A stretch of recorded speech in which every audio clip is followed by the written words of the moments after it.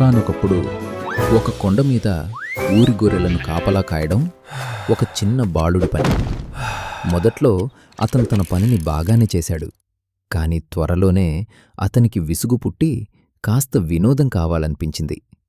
ఒకరోజు అతను, తోడేలు, తోడేలు, ఒక తోడేలు గొర్రెలపై దాడి చేస్తోంది అని అరిచాడు.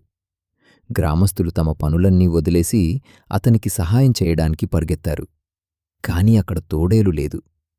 ఆ బాలుడు, మిమ్మల్ని మోసం చేశాను అని నవ్వాడు.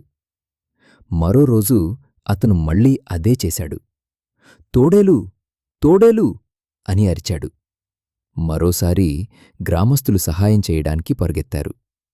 మరియు మరోసారి అక్కడ తోడేలు లేదు. ఇప్పుడు వారికి కోపం వచ్చింది. ఆ బాలుడు మాత్రం కిసుక్కున నవ్వాడు.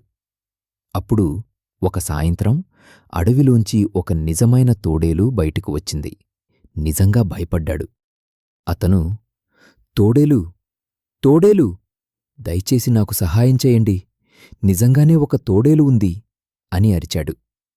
కాని ఈసారి గ్రామస్తులు తమ ఇళ్లలోనే ఉండిపోయారు.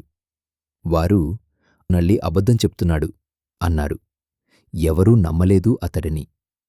తోడేలు గొర్రెను తరుమడంతో తన అబద్ధాలు ఏమీ చేశాయో ఆ బాలుడు చివరకు అర్థం చేసుకున్నాడు.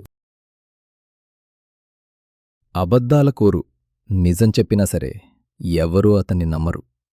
కాబట్టి గుర్తుంచుకోండి, అబద్ధం చెప్పకండి. ఈ కథ మీకు నచ్చినట్లయితే మరిన్ని కథల కోసం కథా అరణ్యను లైక్ చేయండి, షేర్ చేయండి మరియు సబ్స్క్రైబ్ చేసుకోండి.